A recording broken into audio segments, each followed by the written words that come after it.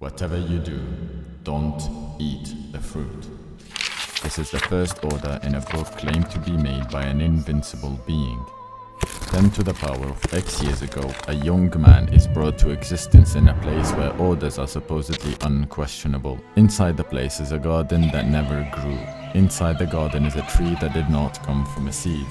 And on the tree is a fruit that doesn't grow on trees. In this place, a very strange voice whispers, "Whatever you do at the crossroads, don't eat the fruit. Don't be fooled. It's invincible.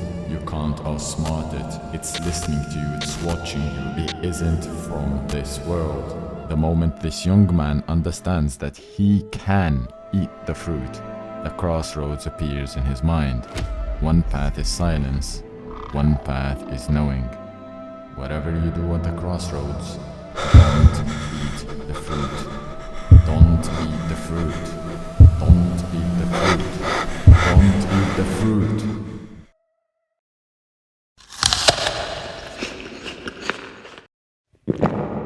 Then the eyes of both of them were open. What a fucking lie. The eyes of the mind opened. That's the birth of epistemology, of philosophy, of awe and metacognition. When this young man ate the fruit, it wasn't just an act of disobedience, it was an awakening. Suddenly, mankind became aware, not just of right and wrong, but of the self, of morality, of the structure of the world around them, and their place in it. In a metaphorical sense, this was the birth of nous, the Greek term found by Aristotle and other philosophers and used to describe the intuitive intellect, the divine spark in humans that allows us to grasp the essence of things beyond sensation and reasoning alone. In religious, scientific, and philosophical frameworks, humans are often seen as the knower species. Not the strongest, not the fastest, not the most enduring, but the ones capable of abstract reasoning, creating tools and technology, forming moral systems, writing poetry, conducting science, launching satellites. Basically, imagining things that don't exist yet, and then making them real.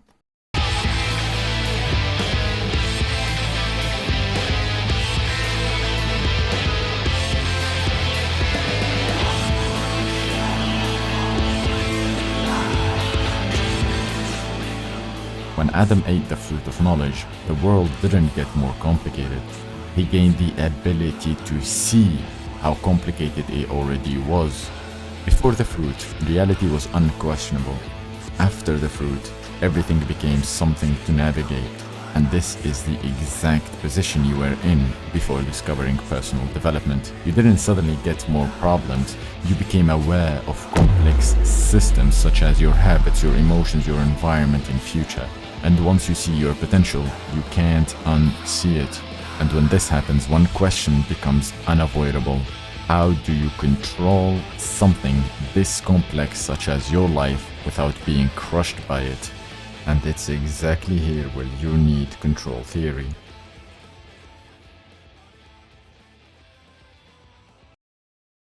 Complexity and control theory. What's the connection between a river network and colonies, traffic jams, immune systems, and your brain? It's the fact that they are complex adaptive systems. Let's explore this topic a little bit of complexity and use it to improve our lives. First of all, what do we mean by a complex system? What does that even mean? A system is a collection of elements interacting together to form the bigger whole.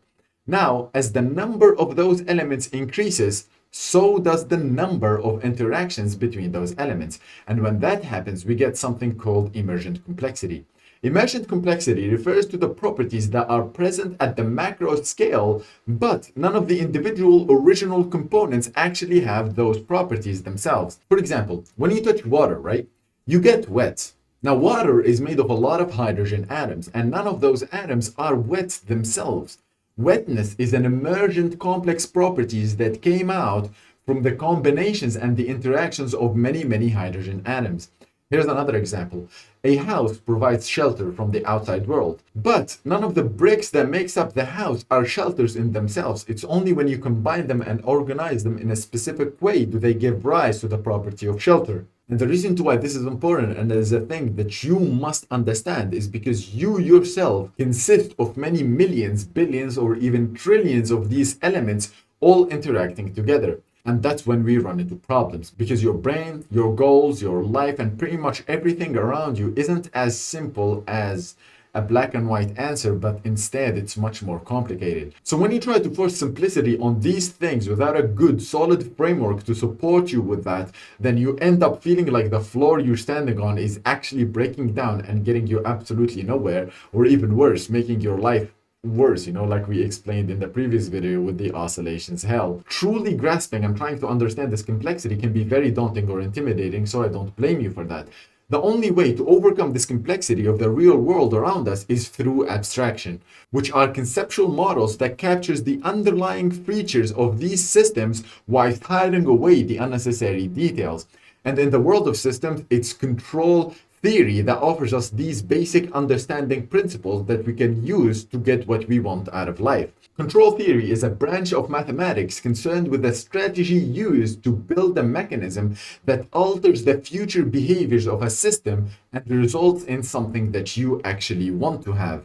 Like we explained in previous modules, a system is a collection of elements that process inputs to produce outputs, right? Control theory thus teaches you how do you exactly go about generating that desired output. So now I'll teach you the fundamentals of this theory and how it works. Then I will show you step by step how you can apply it to your life so that you can achieve your goals. Let's begin. Just a very tiny disclaimer, the following section is extremely boring when it comes to the definitions and the examples, but I promise you just finish the video and everything will click. It will seriously blow your mind.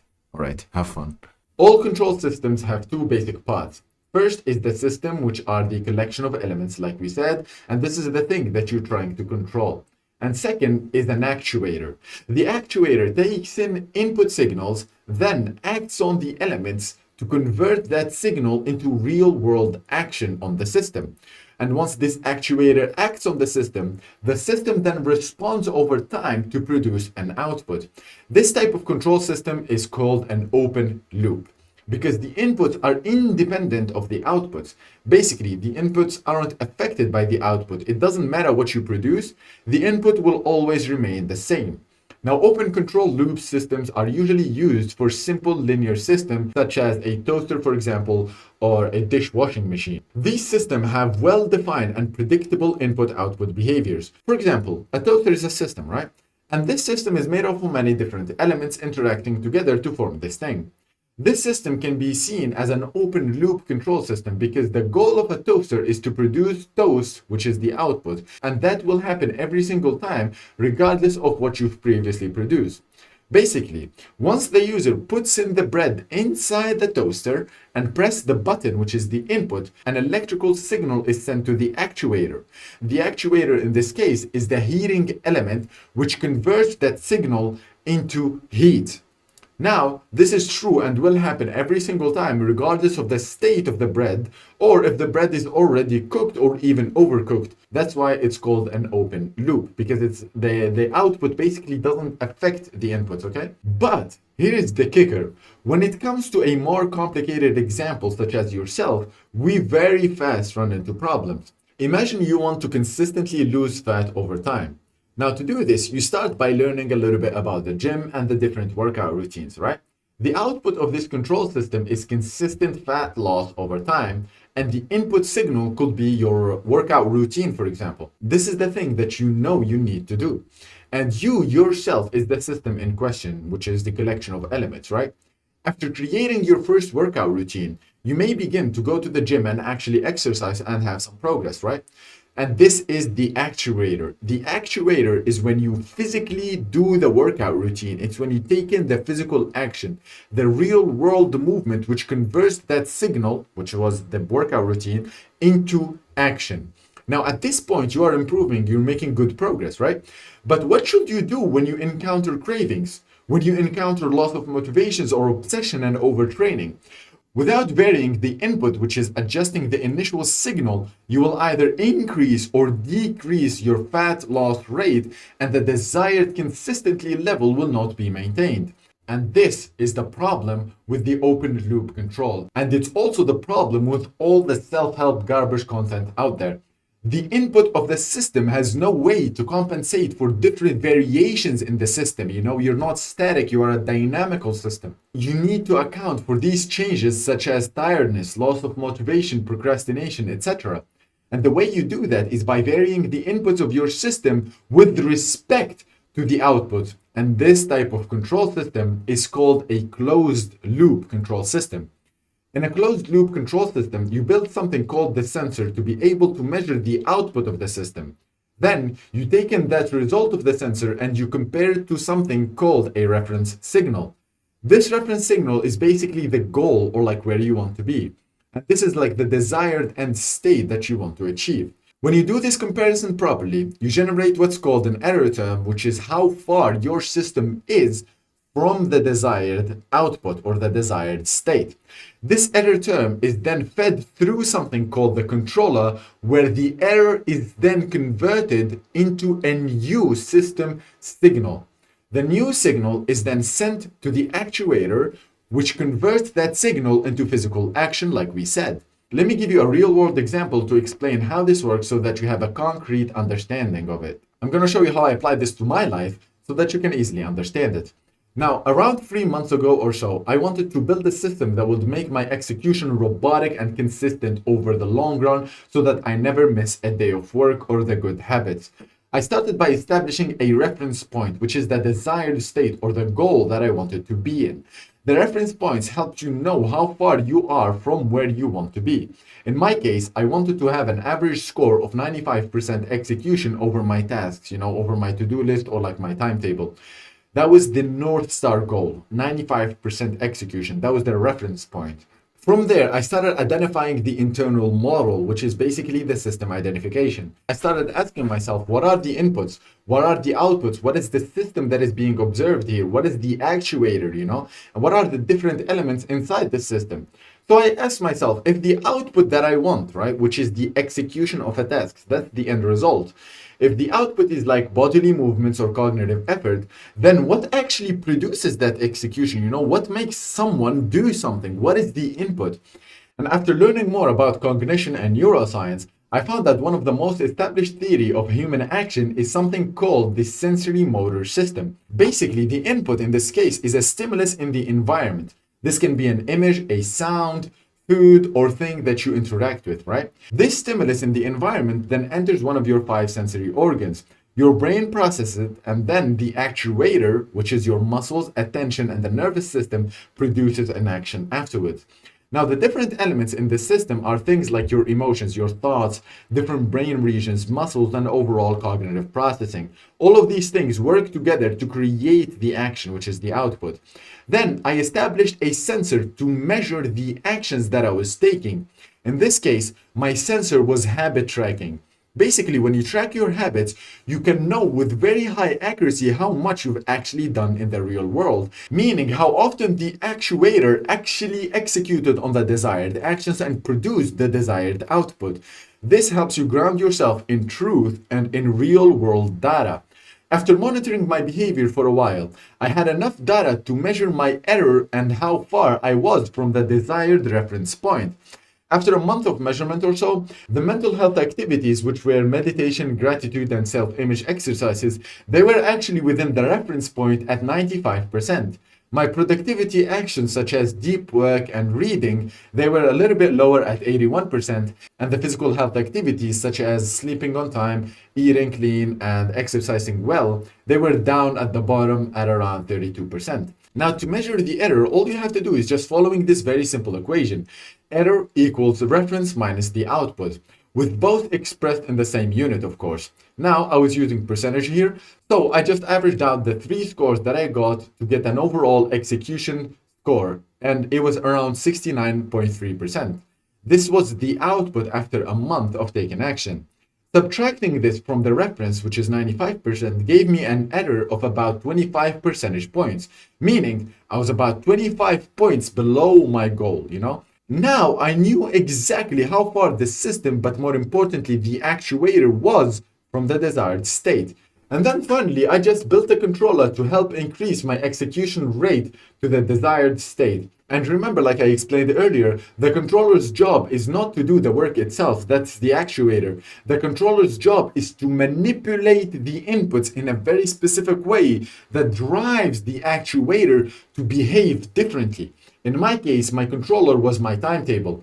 So my timetable was engineered in a very specific way to introduce the right stimuli, which is the input, that would reliably trigger the actions that I wanted. I built it in a way that could sustain itself by respecting how the actuator actually works. So I learned that if something is very obvious and constantly present to the senses, you're more likely to take action on it. Then you also need the desire and the impulse to act on that thing. Then it needs to be very easy and frictionless. And finally, it must feel very good once you do it by having some sort of like reward attached to the action. So I followed these rules from cognitive science and I built the timetable to maximize all four of these rules. And now I ran the control loop again and I observed the data over the next few months and the results were absolutely fucking disgusting. The average has literally went from 69.3% all the way up to 91.5%. And the best part is that the standard deviation was around 11.6%, meaning that the actuator only drifted about 11% up or down. Basically, I had like weak swings. I did not burn out. And this was sustainable over the long run.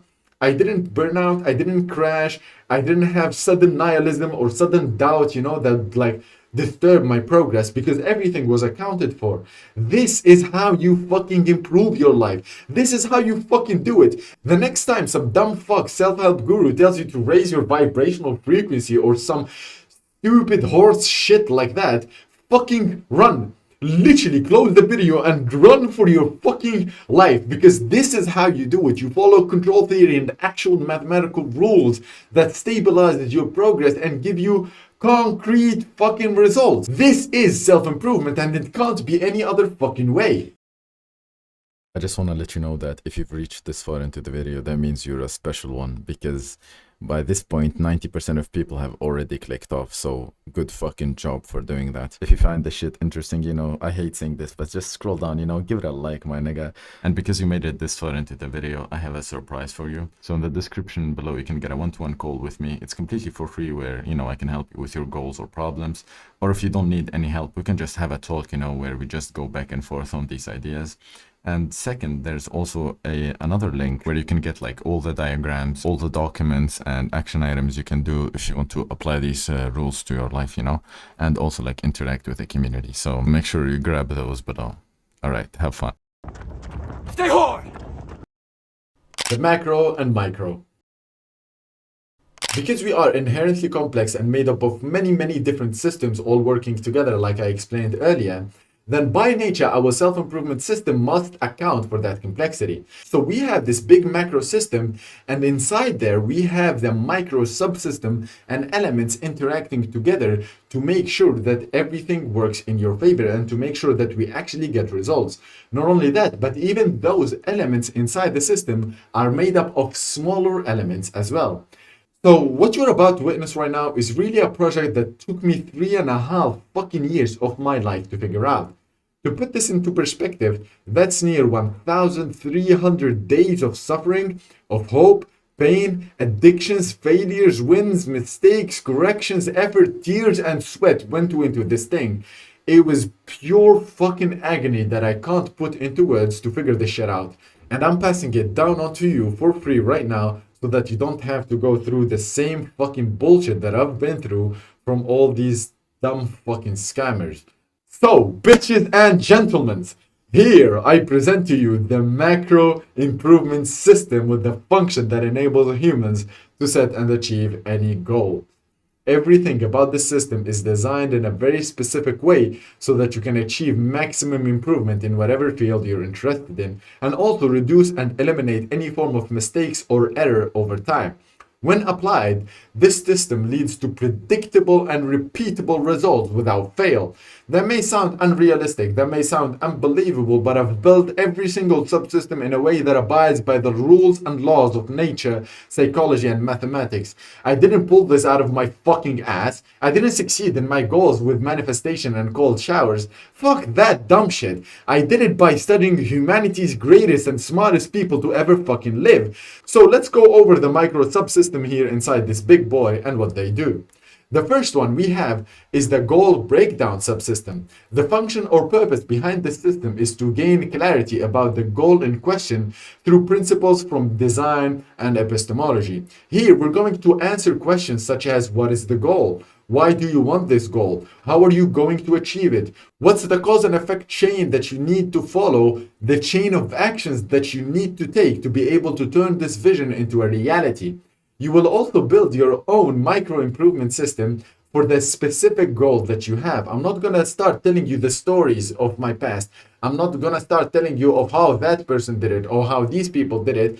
We're going to find what works specifically for you, all right? That's the important part. I want to teach you problem solving, and I want to teach you how to solve your own shit and become independent of me or independent of any other fucking influencer. After going through this process, you will know exactly what you need to do, and you will have increased clarity about this goal. This subsystem is basically the reference point that I mentioned earlier. This reference point creates your North Star. Now you know where you're heading, and you have like a concrete direction. The second subsystem is the character subsystem. The function or purpose behind this subsystem is to raise your current psychological set point and completely transform your character through principles from psychology and philosophy. And remember, I explained what set points are in the previous video. So in this system, we will take a look at your identity and how that prevents you from taking the right action. Then we will dive into your unconscious mind and how it's controlling 95% of the decisions that you make day to day. I will explain how to improve your paradigm, how to have a philosophy for your own life. And I'm going to also explain drive, motivation, obsession, discipline, fears, and how your brain and mind process these things. This subsystem is the identification process. Here we're basically trying to identify the internal model. This is like the state estimator part of the system, and we're trying to identify the things that we are dealing with. You fucking bitch. After going through this process, you will know your current self. You will know your current flaws, the things limiting you psychologically, which is the biggest barrier for most people because it's invisible, it's intangible. And then you will also identify the new character that you need to evolve into so that you get the goal that you want. The third one is the action subsystem. The function or purpose behind this system is to raise your actions set point and turn you into an execution machine capable of repeatedly doing the right things which must contribute to your goals. This is the actuator part of the system. Here we're going to dive into neuroscience, behavior science, and why we do what we do. The laws of motion, energy and work, environment design, and all of these things. After going through this process, you won't just try to take action. You won't just force yourself to take action. It will literally be hard not to do so. Every decision will feel aligned and your progress will become unstoppable. Here, your balancing feedback loop will be pulling you towards execution and towards doing your task instead of it's pulling you away from doing what fucking matters, and it's pulling you towards the bad habits, The fourth one is going to be the reality subsystem. So the function or purpose behind the system is to keep track of your progress, but more importantly, make sure that you are aligned with reality and avoid wasting time on things that don't fucking work. This is the sensor part of the system that monitors your progress. So you can't improve something that you don't measure. That is just a rule of how the world works. You have to become a nerd who tracks his progress, So here, I will be giving you all the tools that you need to track what's going on. Here, you will basically simply just be tracking your progress, seeing where you are versus where you need to be, The distance that you've crossed so far, are you getting closer to your goal or are you getting away from it? The actions that you took or skipped, and why did you skip them? And put everything in one simple, tidy place so that you don't get lost in emotions or bullshit, okay? And after going through this process, you will be able to see mistakes for what they fucking are. You will be able to identify bottlenecks. You'll be able to know what's holding you back and stay aligned with reality and the truth. The fifth and final subsystem is the evolution subsystem. Its purpose is very simple, but it's so fucking ruthless. Continuous improvement over time through learning, adaptation, and stacking gains. This is the controller part of the system. This is the part that makes sure that the progress doesn't stall, decay, or reverse. You see, in this universe, there is a fundamental principle in physics called entropy. In very simple terms, it means that without active maintenance, systems drift towards the soda. You clean your room and dust will eventually return. If you leave your car untouched, it deteriorates over time. Even the universe itself is moving towards the soda. Everything, this is the inevitable heat death of the universe. Basically, the default state of things is not growth, it's decay. This matters because it tells us something uncomfortable, but it's so fucking true. Stagnation does not exist. If you're not actively improving a system, it is actively getting worse. But there are actually systems in the universe that locally resist entropy, not by breaking the laws of physics, but by constantly expending energy to maintain and improve their structure. And the most powerful example that we know of is life. Through evolution, life doesn't just randomly improve, it iterates, it experiments, it keeps what works and discards what doesn't. And over time, these small changes compounds and creates very strong advantages. Organisms that adapt survive and propagate, and those that don't, they simply just disappear into nothingness. And this is where it turns personal, because your life is no exception from these rules as well. If you do nothing, your trajectory doesn't just stay neutral or plateau, it actually drifts physically, mentally, socially, and financially towards the soda. You literally move towards chaos, not because you failed, but because that's the default state of the universe itself. Without intentional adaptation, problems compound quietly until they become impossible to reverse.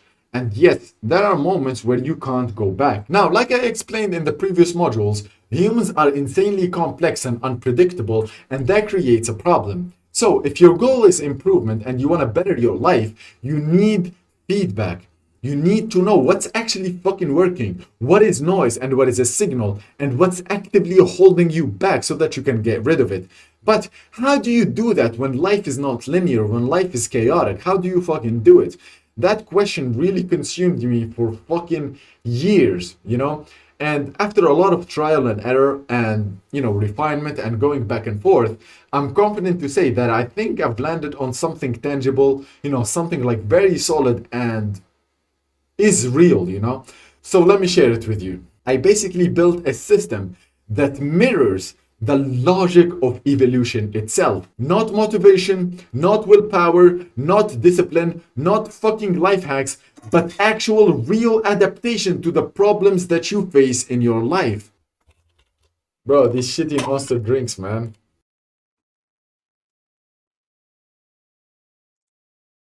You see, the greatest achievers in history, they weren't the ones who got it right once. They were the ones who observed, adjusted, and improved relentlessly non-stop. This subsystem, therefore, will answer questions that most people never fucking solve.